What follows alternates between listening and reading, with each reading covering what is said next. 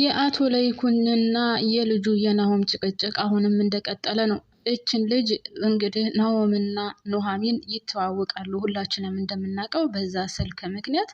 እስካሁንም ድረስ ግን የአቶ ለይኩን ቤተሰቦች ከኑሐሚን ጋር እንደሚተዋወቅ ናሆም የሚያውቁት ነገር የለም። ያም ሆነ ይህ ከቤት ከመጡ በኋላ እንግዲህ የአቶ ለይኩን ቤተሰቦች እነ ኑሐሚንና አቶ ተሰማን በጥሩ አይን እያዩቸው አይደለም። እንደውም ባለቤቱ እንግዲህ መካዘን ውስጥ አስቀምጡት ከዚህ ምን ይሰራል እንደውም እሰራላችኋለሁ ስትልም ነው ስትዝትባቸው የነበረው። ልጅቷ ራሱ ስነ ስርዓት የጎደላትና አነጋገሯ በጣም የሚደብር የሚያስጠላ ነበር ማለት ነው። ድና የተከበራችሁ ቤተሰቦቼ አቶ ተሰማም ሚስትየው ከመናገሯ አንፃር ወይም ደግሞ ምን ትሰራላችሁ ከቤቴ ለምን መጣችሁ ስላለች አቶ ተሰማ ለልጁ ለኑሐሚን እባክሽን ውሰጂኝ ከዚህ ቤት አስወጪኝ እያለም በጣም ተናዶ ሲናገር ነበር። እንግዲህ አስባችሁታል ኑሯችሁ አታችሁ ሰው ቤት ሄዳችሁ በዚህ ደረጃ ሲናገሯችሁ በጣም ከባድ ነው። ሰላም ሰላም ጤና ይስጥልኝ ውድና የተከበራችሁ ቻናል ቤተሰቦች በያላችሁበት ሰላማችሁ ይብዛልኝ። የምወዳችሁ የማከብራችሁ የቪዲዮ የሚደርሳችሁ ሁላችሁም ላይክ በማድረግ እንድትተባበሩኝ እላለሁኝ። ከዛም ባለፈ አዲስ የሆናችሁ ካላችሁ ሰብስክራይብ አድርጋችሁ የደወል ምልክቷን በመጫን እስከ ቪዲዮ ፍጻሜ ድረስ አብራችሁኝ እንድትሆኑ ስል በአክብሮት ተጠይቃለሁኝ። እንግዲህ የአቶ ተሰማና የአቶ ለይኩን ጓደኝነት በጣም ደስ የሚልና ከሚገባው በላይ የሚያስቀና ነው። ነገር ግን የአቶ ለይኩን ቤተሰቦች አቶ ተሰማን እስከ ልጁ ሊቀበሉ አልቻሉም።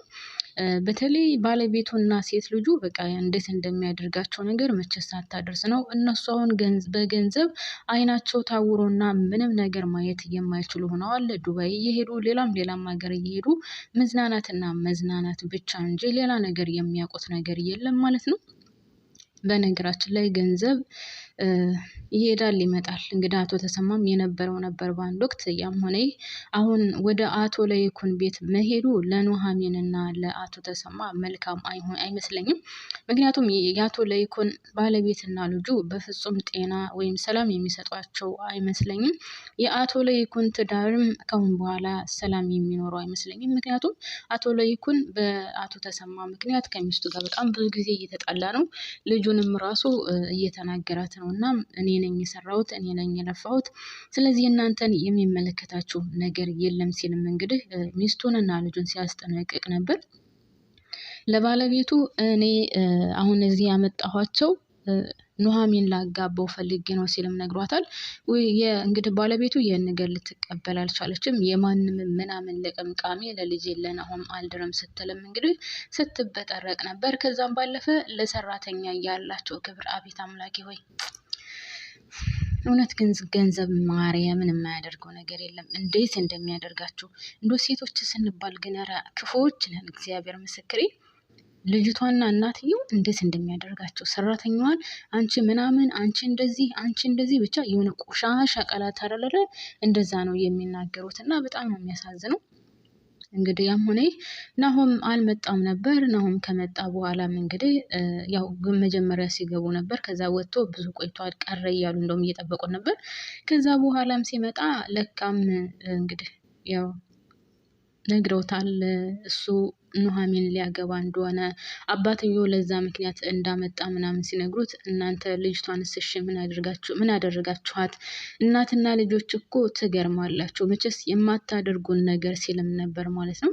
እናም እኔ ፍቅረኛ አለኝ እሷን አላገባም ሲልም ለእናቱና ለእህቱ ነግሯቸዋል። እነሱም መቼስ የዚህ ቤት ጉድ ማለቂያ የለው አንተን ፍቅረኛ አለ ማለት ነው ለእኛ ሳትነግረን አንተን የምትመጥን ወይም ደግሞ ቤተሰቦቻችንን የምትመጥን ናት ወይ ሲሉም ለናሆም ጠይቀውታል። የሚገርመው ነገር ስለዛች ደግሞ ወይም ደግሞ ስለ አምራን ማንነት ቢያውቁ ጭራሽ ካጠገቡ እንድደርስም አያደርጓትም።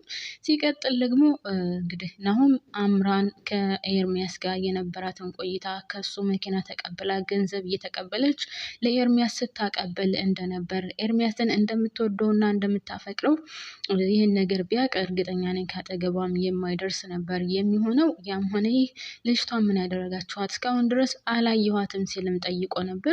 ምን እናቅላታለን የት እንዳለች አላቅም ግን ካሁን በኋላ እንሰራለታለን እስካሁን ምንም አላደረግናትም ነገር ግን ካሁን በኋላ መቀመጫና መቆሚያ እናሳጣታለን ሲሉም እናትና ልጅ መልሰውለታል ለናሆም።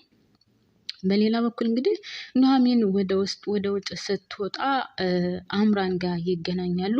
አምራን በጣም ከሚገባው በላይ ተናዳና ተበሳጭታ ከዚህ ቤት ልትወጪ ይገባል፣ አንቺና አባትሽ ይህን ነገር አስባችሁ የመጣችሁት ሀብታም ስለሆነ ናሆምን ለመያዝ ነው። ኤርሚያስን የቀማሽኝ ይበቃኛል፣ ከአሁን በኋላ ናሆምን አትቀሚኝም ስትልም አምራን ተነግራለች። ኑሐሚን ደግሞ እኔ በፍጹም ናሆምን አልወደውም፣ ልወደውም አልችልም፣ አንቺ ግን የናሆም ቅምጥ ነሽ አይደል ስትል መልሳላታለች። ይህን ነገር ንግግርሽን አስተካኪ፣ እኔ የናሆም ቅምጥ አይደለሁም ፍቅረኛው ነኝ ስትል መልሳለች። እንግዲህ አምራን እና ኤርሚያስን ቁጭ አድርገሽ ስትቀልቢ እንደነበርና ሁሉን ንብረቱን እየወሰድሽ ለሱ ስትሰጪ እንደነበርስ ያውቃሉ ብላ ስትጠይቃት አምራን ግራ ተጋብታለች። አርፈሽ ብትቀመጪ ይሻልሻል፣ እኔና አንቺ አንድ እኩል ሚስጥር ነው ያለን፣ ስለዚህ በጠርቃለሁ ካልሽ እኔም አጋልጥሻለሁ ስትል እንግዲህ ኑሐሚን ተፎካክራታለች አምራንን። በሌላ በኩል እንግዲህ ናሆም ቤተሰቦቹ እንደመጡና ከዛም ደግሞ የኑሐሚን አባት ወይም ኑሐሚን ከቤት እንደመጡ ለአምራን ነግሯን ነበር። አምራን ደግሞ በጣም ነበር የተናደደችው። እኔ መጀመሪያውኑ አስተዋውቀኝ ብለህ ይኸው ቀደሙኝ፣ እች የማትረባ ቀደመችኝ፣ አንተ ነህ እንደዚህ እንደሆነ ያስደረከኝ ስትልም ናሆምን ጠይቀዋለች። ናሆምም እኔ አንቺን እወድሻለሁ፣ አፈቅርሻለሁ፣ ለምንድን ነው እንደዚህ የምትሆኙ? በፍጹም እኔ ከአንቺ ውጭ ሌላ ሰው አላይም ሲልም ቃል ገብቶላታል። እሷም ባክህን አደራ እንዳትተወኝ ስትልም ጠይቀዋለች። ነገር ግን የአምራንና የናሆም ጉዳይ የሚቀጥል አይመስለኝም ሳስበው። ምክንያቱም ዋናው ወሳኙ አቶ ለይኩን ስለሆነ አቶ ለይኩን ደግሞ ኑሐሚንን በጣም ከሚገባው በላይ ወዷታል። እዚህ ላይ ግን ቤተሰብ አቶ ተሰማ ለኑሐሚን ጠይቋን ነበር። ምንም አላደረገሽም፣ ምንም አልደረሰብሽም ሲላት አልደረሰብኝም፣ ለምንድን ነው እንደዛ የምትለው? ልጅህን አታምናትም እንደነበር ያለችው እውነታውን አልነገረችውም ማለት ነው። እንግዲህ እነሱ የሚያውቁት ያው ከማንም ጋር ወንድ ወይም ከየትኛውም ወንድ ጋር ግንኙነት እንደሌላት ነው ኑሐሚን። ነገር ግን ኤርሚያስ ተጫውቶባታል ማለት ነው። ኑሐሚን እና አምራንም ሲፋጠጡ እኔ ኤርሚያስ መልካም መስሎኝ በፍቅሩ ወድቄ ነበር። ነገር ግን እንደዚህ አይነት ሰው መሆኑን አላውቅም ነበር። ግን እንዳንቺ ከማንኛውም ሰው ጋር በየቦታው የምጋደም አይደለሁም ስትልም ለኑሐሚን መልሳላት ነበር። እንግዲህ አቶ ተሰማ ከዛ ቤት ብዙም ደስተኛ አይደለም። ነገር ግን ልጄ መታገስ አለብን፣ ምንም አማራጭ የለንም ሲልም ለልጁ እባክሽን ታገሽ ሲል እያጽናናት ነበር። ግን በዛ ጉዳይ ወይም በዛ ሁኔታ የሚቀጥሉ አይመስለኝም። እንግዲህ የአቶ ለይኩን ባለቤትም ለልጅ ለናሆም እፈልግለታለሁ፣ ቤተሰቦቻችንን የምትመጥንና ትክክለኛ ሚስቱ ትሆናለች እያልኳትን ሴት እፈልግለታለሁ እያለች ነበር። ይሳካላታል ሌላ ጉዳይ ነው። አቶ ለይኩን ግን ናሆምን በጭራሽ ሞቼ እገኛለሁ ለናሆም ካላጋባሁ እያለ ነው። ውድና የተከበራችሁ ቤተሰቦቼ እንግዲህ አንድ ላይ እስከተቀመጡ ድረስ ናሆምና ኑሐሚን ደግሞ በደንብ አድርገው ይተዋወቃሉ። ስለዚህ ያ ነገር ይሳካላታል ብዬ አላስብም የለይኩን ባለቤት።